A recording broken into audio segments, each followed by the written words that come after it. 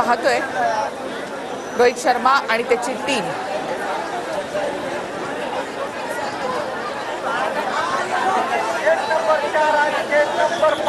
तर भारताचा हा चौथा विश्वचषक आहे आणि T20 मध्ये 2 आणि एकदिवसीय सामन्यांमध्ये म्हणजे 2 असे 4 वर्ल्ड कप टीम इंडियाच्या नावावर आहे।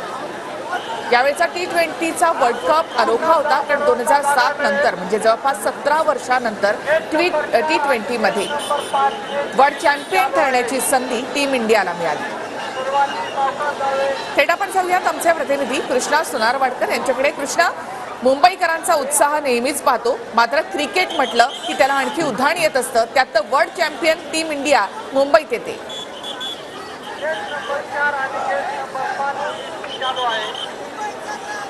निखिल, आपण पाहतो की भारतीय क्रिकेट संघ थोड्याच वेळामध्ये मुंबई विमानतळावरती पोहोचेल आणि त्यानंतर मुंबईतल्या नरिमन पॉईंट जिथून NCPA मधून विजयी रॅली निघणार आहे तिथं पोहोचेल। मात्र त्यापूर्वी चाहत्यांनी सुद्धा गर्दी केलेली आहे। ज्या बसेसमधून खेळाडू जाणार आहेत त्या बसेस सुद्धा आता लागलेल्या आहेत। थोड्याच वेळामध्ये खेळाडू मुंबईमध्ये पोहोचतील आणि त्यानंतर या बसेसच्या माध्यमातून त्यांचं प्रस्थान हे नरिमन पॉईंटच्या दिशेनं होईल। मात्र त्यापूर्वी पहिलं स्वागत जे आहे, जंगी स्वागत, ते मुंबई विमानतळावरती या खेळाडूंचं होणार आहे। पुढच्या बाजूला आपण पाहतो की ज्या गेटमधून खेळाडू बाहेर पडणार आहेत तिथे सुद्धा पोलिसांचा मोठा बंदोबस्त पाहायला मिळतो आहे।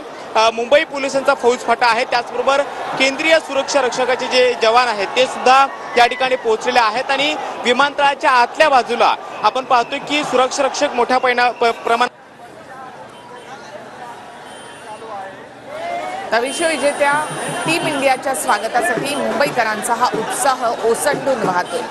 नरिमन पॉईंट ते वानखेडे स्टेडियम पर्यंत ही विजय रॅली जी आहे ती निघणार आहे, त्यासाठीची ही ओपन डेक बस आपण पाहतो। यामधूनच टीम इंडिया यांची रॅली निघणार आहे। आज सकाळीच दिल्ली विमानतळावर ज्या वेळेला टीम इंडियाचं आगमन झालं त्यावेळेला तर अक्षरशः जल्लोषात त्यांचं स्वागत करण्यात आलं।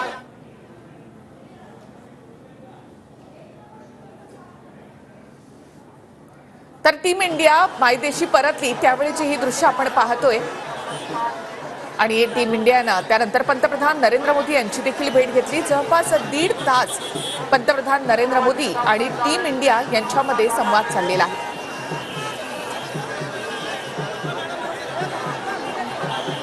तर संपूर्ण ही टीम इंडिया आपण या ठिकाणी पाहतोय आणि पंतप्रधान नरेंद्र मोदी यांच्यासोबत त्यांचा छानसा हा जवळपास 1.5 तास चाललेला संवाद।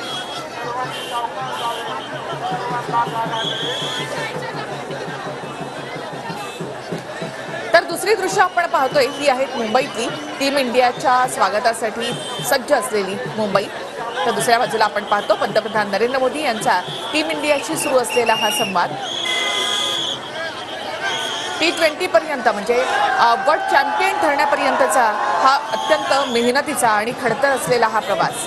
मात्र सुरुवातीपासूनच टीम इंडिया चांगली फॉर्मात होती आणि त्यामुळे एकही सामना न गमावता वर्ल्ड चॅम्पियन ठरण्याचा मान टीम इंडियाला मिळालाय।